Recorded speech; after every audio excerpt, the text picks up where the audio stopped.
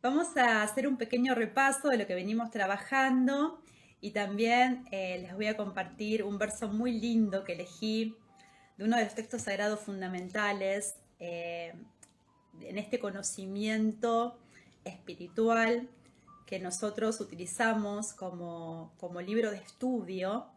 Es un libro que se llama el Bhagavad Gita, es un texto sagrado, es un canto que se dio hace un poco más de 5.000 años entre Dios, Krishna y el hombre Arjuna en un campo de batalla, en la batalla de Kurukshetra.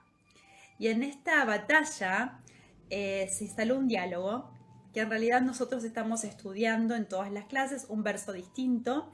Y hoy elegí uno que yo siento que en este verso está integrado todos los conceptos que brindé en estos vivos que venimos charlando y vamos a hacer como este cierre de año.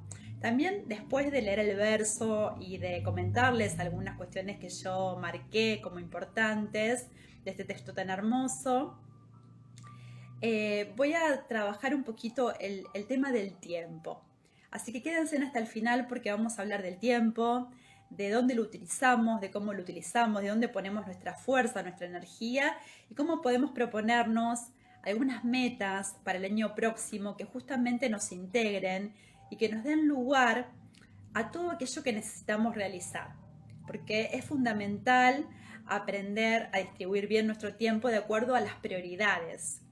Y hablando de prioridades, bueno, nosotros vamos a establecer las prioridades de acuerdo a nuestro sistema de creencias, a nuestro mundo emocional y también a si tenemos en nuestra vida un despertar espiritual o no, si tenemos la conciencia puesta en la vida espiritual o no.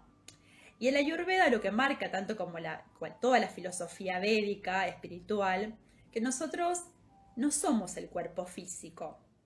Y esto marca una gran diferencia. Nosotros tenemos un cuerpo, tenemos una mente, tenemos un mundo emocional, pero lo que nos dicen los conocimientos de la Ayurveda y de la filosofía védica es que nosotros no somos estos cuerpos, sino que el alma espiritual que sí somos, este ser que es nuestro cuerpo más sutil de todos, es el que va de alguna manera dando lugar y va manifestando estos otros cuerpos que son más superficiales, en la medida en que se hacen más burdos, son más concretos y superficiales. Entonces, ¿qué quiero decir con esto? Que muchas veces nos pasamos la vida creyendo que somos un cuerpo físico con una mente y emociones y naturalmente si creemos eso, si ese es nuestro sistema de creencia, vamos a actuar desde ese lugar en la vida. Entonces vamos a utilizar mucha energía en estos cuerpos y el alma va a quedar como adormecida, va a quedar como fuera de nuestro espacio de conciencia, aunque siempre va a estar ahí y va a guiar muchas veces nuestra existencia, pero nosotros no vamos a estar conectados con este saber interno. Entonces, ¿qué es lo que marca la diferencia entre una forma de vida y otra forma de vida? Es que cuando nosotros escuchamos que nuestra identidad es espiritual, naturalmente tratamos de vincular este concepto, esta creencia, a lo que son las prácticas espirituales. Es muy difícil que ingrese una práctica espiritual en una persona que no considera o no tiene en cuenta el alma como base de su existencia. Entonces acá tenemos una cuestión fundamental para comenzar y para pensar el camino de la vida. Si sentimos que somos un cuerpo nada más con mente y emociones, vamos a ir por este lugar de la vida que es adquirir cuestiones materiales, estar con nuestros vínculos, enredarnos en las relaciones, trabajar para tener, la búsqueda del dinero, la búsqueda de propiedades, la búsqueda también de la felicidad en el afuera, la satisfacción en los sentidos, en todo lo que tiene que ver, como vimos, con los 5 sentidos en relación a lo externo. Es natural, porque si creemos que somos eso no podemos vivir de otra manera. Ahora, cuando alguien nos cuenta que nosotros tenemos un aspecto espiritual que es nuestra alma y que a partir de ahí se manifiestan los otros cuerpos, ya nuestra vida por entero cambia, porque nuestros procesos, nuestros recorridos van a ir en busca de conectar esto que somos con las prácticas espirituales, con un camino espiritual, con un camino de conciencia. Entonces, a partir de acá, surge la pregunta que hemos hablado en las diferentes clases. Bueno, pero entonces si yo soy un alma espiritual, ¿qué tengo que hacer? ¿Tengo que descuidar a mi cuerpo físico, no darle importancia a mis emociones, a mi psiquis? No, vimos que eso no es así. Que en realidad cuando nosotros nos damos cuenta o realizamos internamente que somos almas espirituales y que tenemos diferentes cuerpos, naturalmente estos cuerpos también los queremos cuidar y equilibrar, porque entendemos que el proceso de la vida no pasa solamente por adquirir cosas materiales o ir hacia el afuera, sino que también el camino de la vida se torna más importante y más vital. Ir hacia adentro, ir hacia nuestra esencia. Y también para que eso sea posible en el camino de lo que se llama la autorrealización, de comenzar este vínculo otra vez, de reactivarlo, de reanimarlo, necesitamos que nuestros cuerpos funcionen bien. Porque vieron que cuando estamos enfermos, cuando estamos angustiados, nosotros no podemos ir hacia adentro, no podemos meditar, no podemos hacer oración. Los cuerpos cuando se sienten desequilibrados, cuando están desequilibrados, no nos permiten la autorrealización. Entonces es muy importante que nosotros por medio de una rutina saludable equilibremos estos cuerpos también. Y nosotros hemos hablado de que la Ayurveda propone diferentes limpiezas del cuerpo, propone posturas de yoga, respiraciones, la meditación, prácticas que nos van alineando, integrando en una vida espiritual profunda, consistente, en un equilibrio con los demás cuerpos. Porque hemos hablado que muchas veces las personas a veces intentan hacer procesos espirituales a la par que, por ejemplo, consumen desmedidamente alcohol, o consumen algún otro tipo de drogas, o comen mal, o comen demasiado, beben demasiado. Entonces eso dificulta muchísimo este proceso de reencontrarnos con el alma. Son como dos caminos, como que uno va hacia afuera y otro tira para adentro. Entonces estamos como tironeados y también nos desequilibramos mucho porque no estamos en ningún camino a la vez, ¿no? Como que no hacemos ni una cosa ni la otra bien. Y desde ese lugar estamos totalmente desconectados, fragmentados, disociados. Y eso no es síntoma de salud, todo lo contrario, son síntomas de problemas emocionales y mentales, que por supuesto que tenemos que atender. Si no, esto es como imposible ir por los dos caminos a la vez. A veces uno, cuando descubre el proceso espiritual, cuando uno toma conocimiento de que es un alma espiritual, naturalmente, hasta que uno realmente se identifique con ese alma que somos, bueno, lo que puede pasar naturalmente es que haya un proceso donde todavía muchos hábitos sigan en pie y todavía no pudimos modificar cuestiones importantes de nuestras vidas que queremos y deseamos, de ciertos hábitos. Pero lo natural es que si nosotros avanzamos en un proceso espiritual, si nosotros seguimos cultivando este contacto con el alma, lo natural es que todo eso otro vaya despejándose. Digo, todas las obstrucciones y los condicionamientos muy de a poquito se tienen que ir liberando. Si no quedamos totalmente disociados, insisto, eso es sinónimo de enfermedad mental o enfermedad emocional. ¿Y por qué digo todo esto? Porque hoy les traje para compartir un verso del Bhagavad Gita, que es un verso, quien lo tenga en casa, búsquelo para que lo pueda como ir compartiendo conmigo, que es el Bhagavad Gita 2.59, y se los voy a leer y lo vamos a ir charlando, porque justamente lo que plantea este verso es que hay dos tipos de personas. Hay dos caminos posibles. No hay un montón de posibilidades. Es un poco esto, vamos hacia afuera y vamos, como se dice, tras la zanahoria, y tengo algo y quiero otra cosa, y tengo eso otro y quiero otra cosa, y cuando gano algo ya tengo miedo de perderlo, y cuando lo pierdo sufro. Estas oscilaciones permanentes que suceden en la vida cuando nos enfocamos mucho en ir hacia afuera y adelante. Y hay otro camino que tiene que ver con un camino interno, con un camino profundo, con el ir hacia el alma, con ir hacia los deseos más genuinos, ir hacia nuestro propósito personal, ir hacia esa conexión con Dios, como cada uno quiera llamarlo, donde el alma se revincula, se religa y se siente completa, entera, y que llegó otra vez a su lugar, aún en esta vida y aún relacionándonos con todos. Entonces hay dos caminos posibles, no hay muchos más, con todos los matices que puedan tener, porque hay muchos procesos espirituales fidedignos, hay muchos caminos hacia el afuera que nos llevan al mismo lugar. Entonces les voy a leer el verso y lo vamos a ir charlando. Me gustaría que, si alguno tiene ganas de hacerle alguna pregunta, algún comentario, me gustan que los vivos sean como interactivos, que podamos compartirlos. A mí me suma mucho cuando aportan, así que pueden escribir que yo los voy a leer. El significado y la interpretación de este verso está dado por Srila Prabhupada. Srila Prabhupada es quien trajo este movimiento Hare Krishna Occidente, quien dio la interpretación y el significado al Bhagavad Gita, la traducción y el significado, así que se los voy a leer, se los comparto.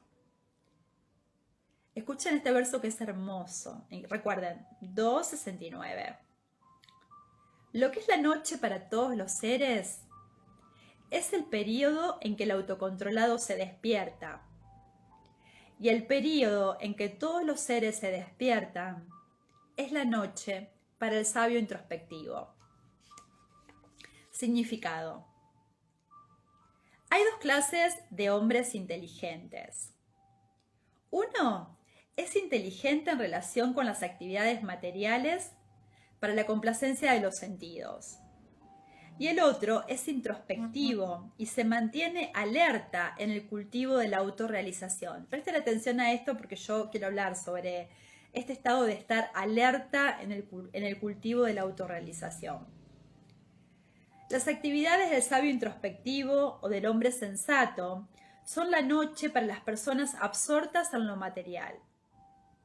Las personas materialistas permanecen dormidas en esa clase de noche por no saber nada acerca de la autorrealización. El sabio introspectivo permanece alerta en la noche de los hombres materialistas.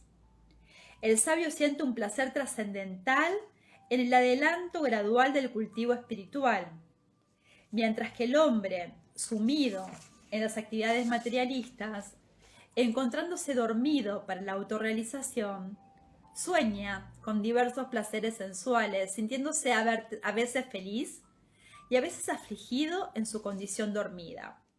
Escuchen esto también, ¿no? A veces feliz y a veces afligido en la condición dormida. Esa es como la dualidad de la que también vamos a hablar. El hombre introspectivo siempre se muestra indiferente a la felicidad y congoja material. Él continúa con sus actividades de autorrealización sin que lo perturben las reacciones materiales. Entonces,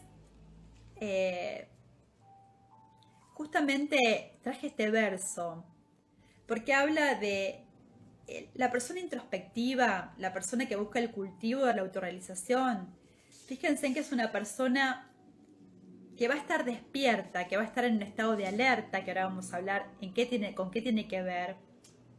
Y de alguna manera, cuando dice el momento en que el autocontrolado se despierta, vieron que hablamos que en Ayurveda se plantea que la rutina espiritual o la rutina saludable implica levantarse temprano, hacer una serie de prácticas, ponernos en eje, establecer una rutina que nos permita como sostenerla más allá de las oscilaciones de la vida, una rutina que nos dé voluntad, que nos dé fuerza, determinación, que nos podamos apoyar en nosotros mismos, en nuestra esencia. Y esto es cuando el autocontrolado se despierta. Una persona que autocontrolada es una persona que puede justamente despertarse, levantarse con esa fuerza más allá de todo lo que esté pasando a nivel material, de todos los cambios que muchas veces vieron cuando uno tiene una visión material de la vida, cuando uno no tiene esta fuerza espiritual, no está conectado con la fuerza espiritual, es natural que cualquier situación de la vida uno lo derrumbe por un tiempo, después se vuelva a levantar y pase otra cosa que nos angustie mucho, nos tire abajo y otra vez en el tiempo volvemos a sostenernos otra vez en nuestros propios pies hasta que otra cosa se cae. Es un poco el vaivén de la vida material. Pero una persona autocontrolada es una persona que se va a sostener en eje, que va a ser determinada, que va a establecerse en la voluntad y que va a poder estar en este estado de alerta más allá de lo que nos toque vivir. Ahora, ¿cuál es el estado de alerta? Porque este estado de alerta no es el estado del miedo. no es el estado de a ver qué cosa me va a pasar. No, el estado de alerta es un estado de observación. Es un estado de justamente cuando yo puedo tomar distancia de las situaciones de la vida y puedo empezar a observarlas.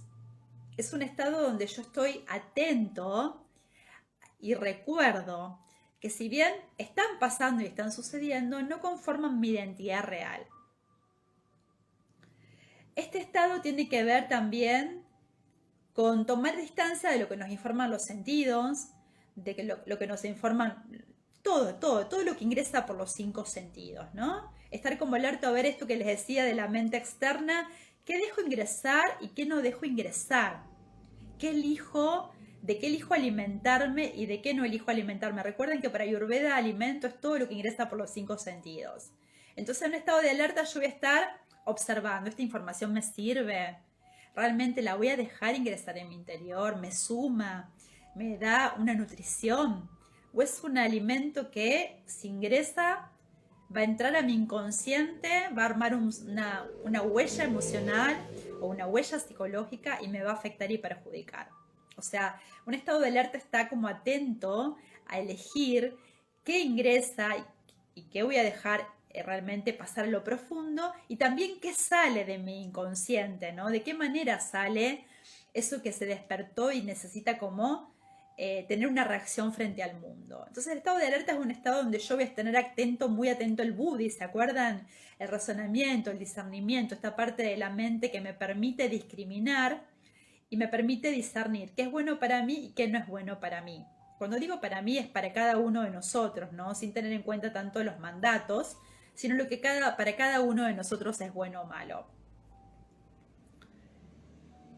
El sabio introspectivo está siempre dispuesto a realizar actividades que lo ennoblezcan, eleven y le permitan trascender. O sea, la persona introspectiva va a buscar la oración, va a buscar la meditación, va a buscar el servicio, porque comprende que esas actividades a uno lo ayudan a trascender justamente todo lo que es la vida material.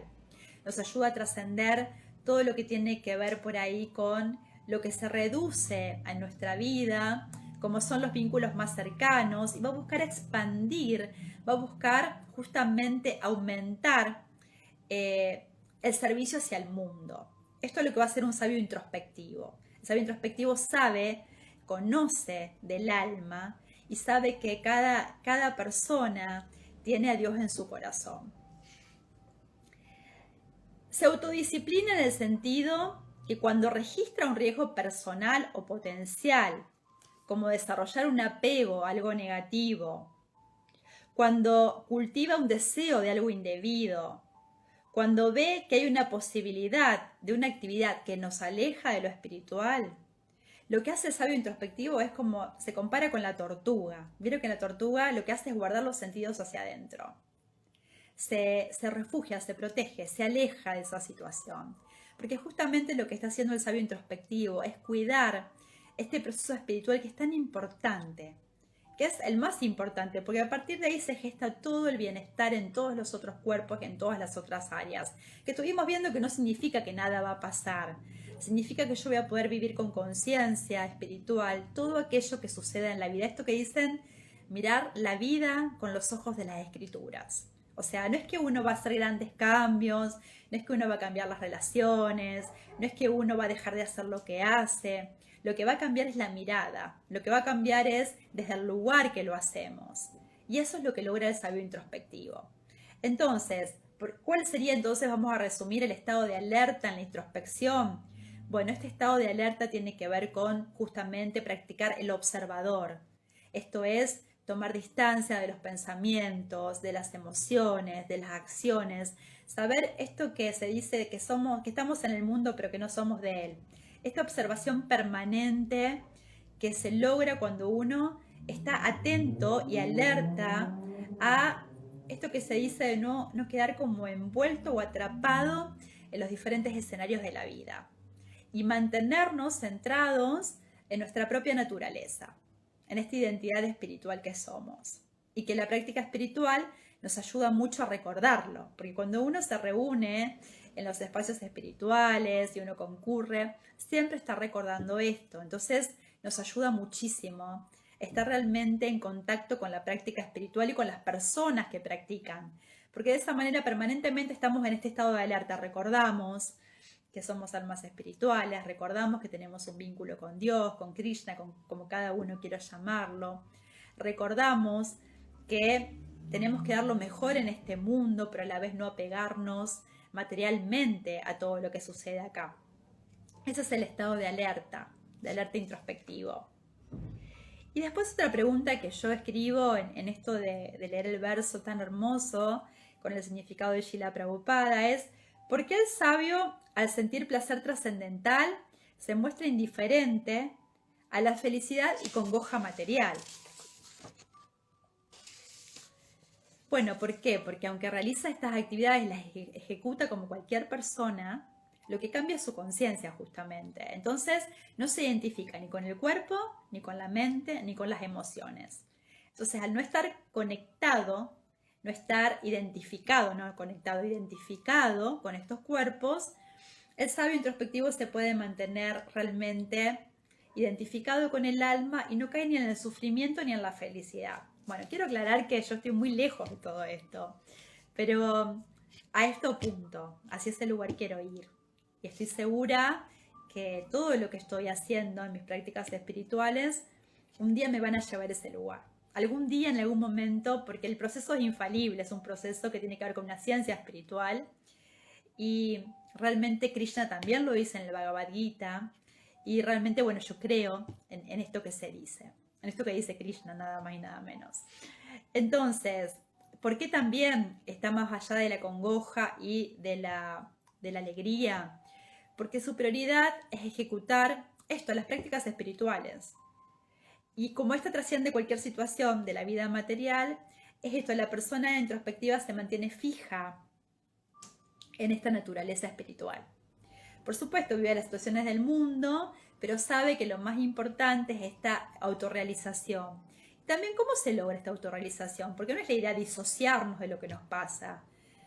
Una forma es esto que propone la Ayurveda, que de las experiencias de la vida, en vez de quedarnos en la narrativa, en vez de quedarnos en lo superficial, en lo burdo de lo que nos va pasando, poder rescatar aprendizajes, poder justamente tomar lo que realmente nos sirve para la autorrealización, para crecer como personas, para crecer en nuestros valores humanos, en nuestras virtudes, en poder ser cada vez mejores de lo que somos. Y eso se logra cuando uno sale de las posiciones de ataque o de victimización y toma las experiencias, aprende de ellas, desecha lo que no nos sirve, lo que nos hace mal, y se queda con este crecimiento interno. Y también el sabio introspectivo entiende que la felicidad y la aflicción son estados transitorios y oscilantes en el mundo material. Entonces, ¿vieron esa frase que dice esto también pasará? Bueno, esa es la frase para el mundo material, ¿no? Lo que no pasa nunca es el alma, lo que nunca pasa es aquellos estados trascendentales o espirituales, pero todo lo que tiene que ver con lo material es transitorio. Entonces, cuando nos angustiamos mucho, recordar que esto va a pasar, eso nos ayuda como a tomar distancia también del momento que estamos viviendo. Y cuando estamos allá arriba, como se dice, en la cúspide de la ola, saber que también va a pasar. Y de esa manera a veces dicen las personas, pero así no se vive con emoción, ¿no? Como que no es emocionante la vida así.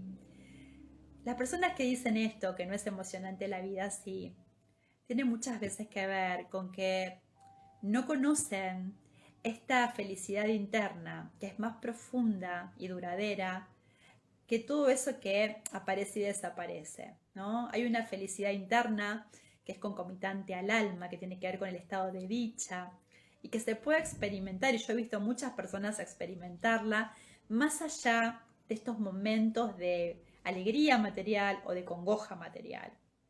Entonces recuerden, el sabio introspectivo sabe que el eslogan de la vida material es esto también pasará, ¿no? Entonces eso nos permite también recordar y no ahogarnos en un vaso de agua, sea de felicidad o de aflicción, cuando pasan situaciones que tienen que ver con esto de ir hacia los extremos en lo anímico. Entonces, para que nosotros podamos justamente conectar con esta sabiduría, esto de poder ir hacia la introspección, esto de permitirnos tener rutinas saludables, rutinas donde la meditación sea fundamental y donde el cuidado de los otros cuerpos también, porque de alguna manera, como vimos, un cuerpo físico que está enfermo no nos permite la autorrealización, y una mente que está desequilibrada tampoco.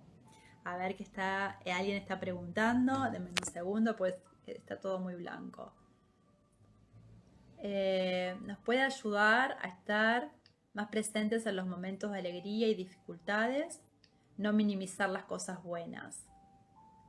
Gracias por esta clase. Ahí dice mariposas, _amarillas. No llego a leer lo que dice más arriba.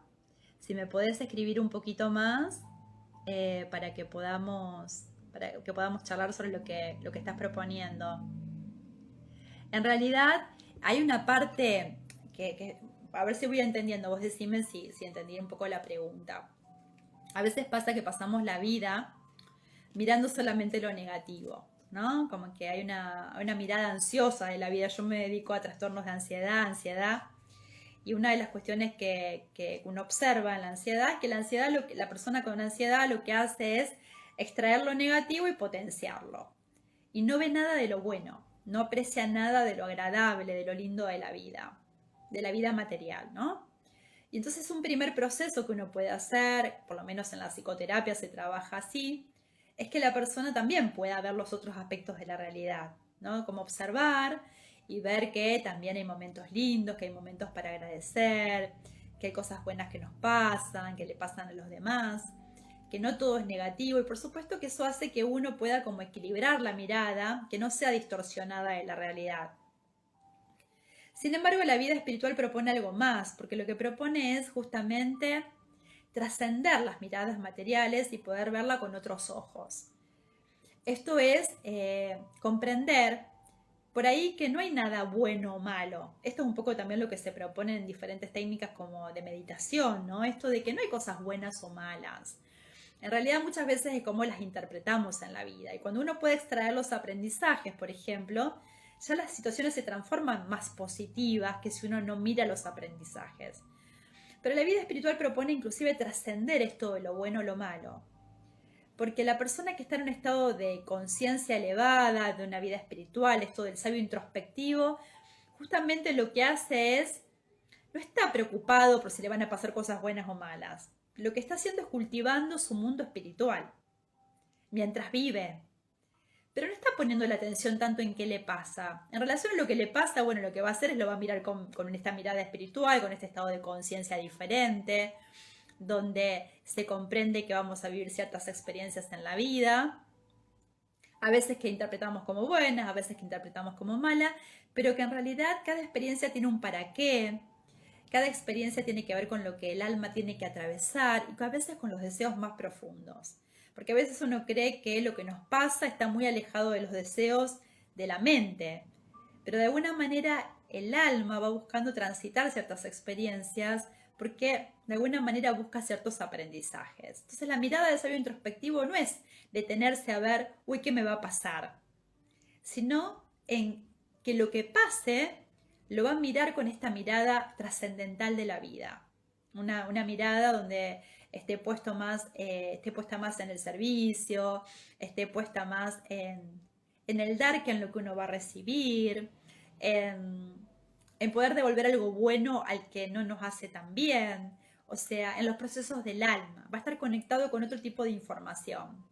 Pero en un punto, en un primer momento, por ahí para que la mente no esté tan alborotada, está bueno esto de ver, bueno, lo malo y lo bueno de la vida, ¿no? Como poder ver las dos cosas. A veces la mente se aquieta, y una mente que se aquieta nos permite por ahí buscar la vida espiritual. De hecho, se dice que en el Ayurveda, que la modalidad de la bondad es la modalidad donde la mente más puede estar en calma, enfocada, concentrada, con claridad, con discernimiento.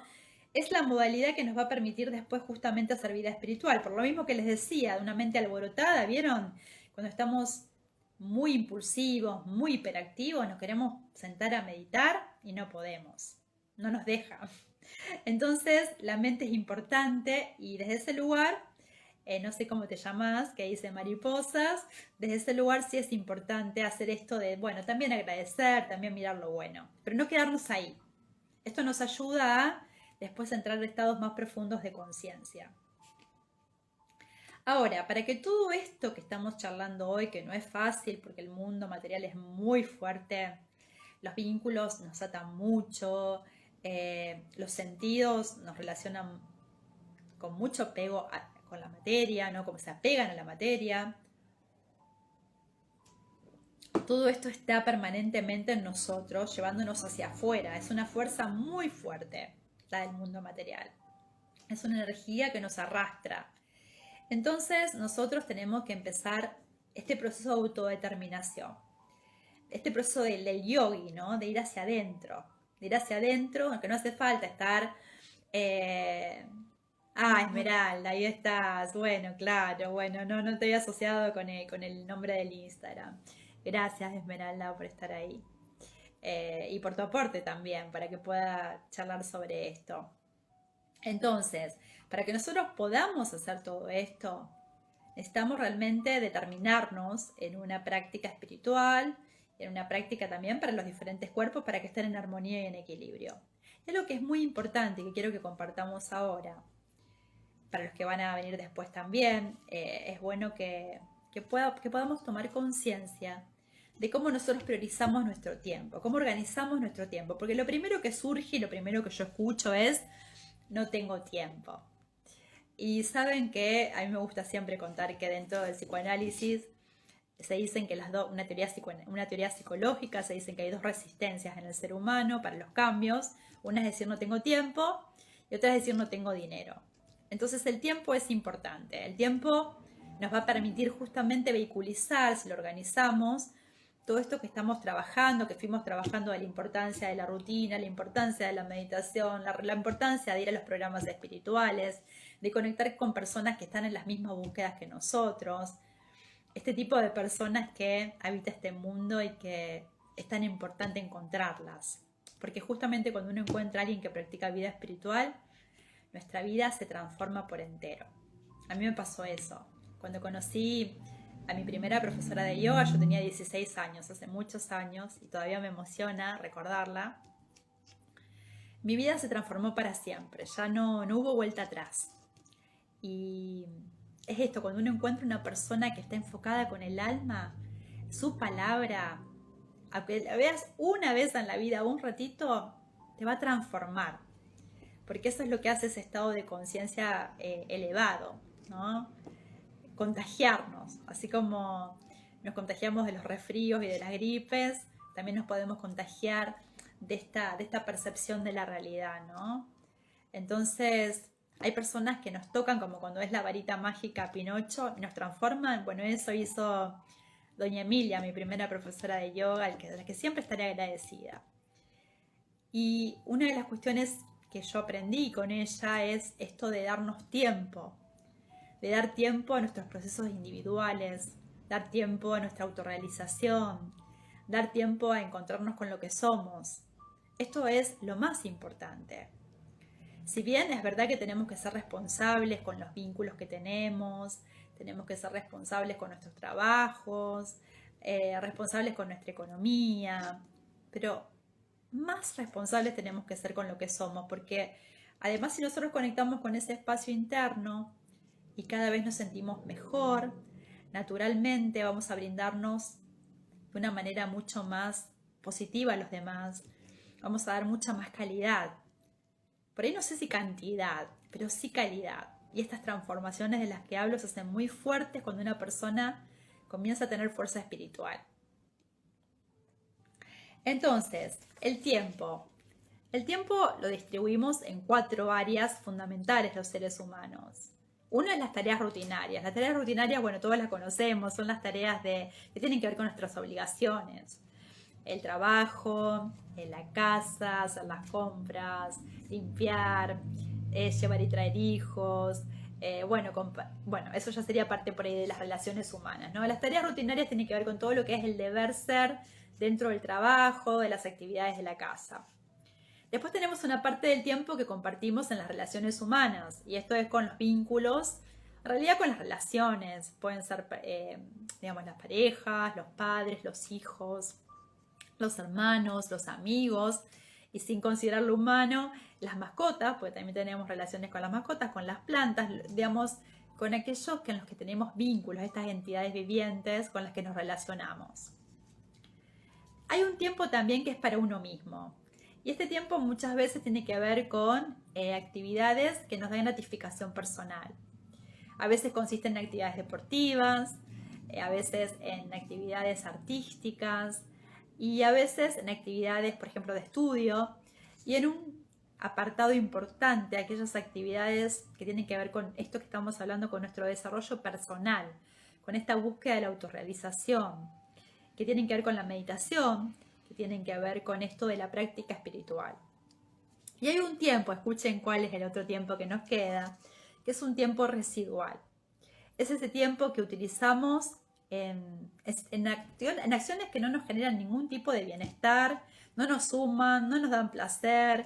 Muchas veces son actividades automáticas, adictivas, como puede ser mirar el televisor, como puede ser mirar el Instagram o mirar las redes sociales, como puede ser mirar series y series y series de Netflix, que algunas pueden ser muy productivas, ¿no? Pero otras realmente no nos dejan nada que nos sirva.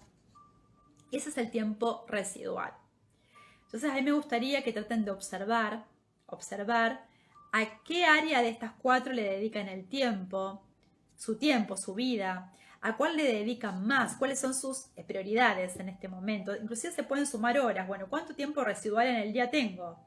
Yo voy encontrando tiempo residual, cada vez menos en mi vida, pero voy encontrando.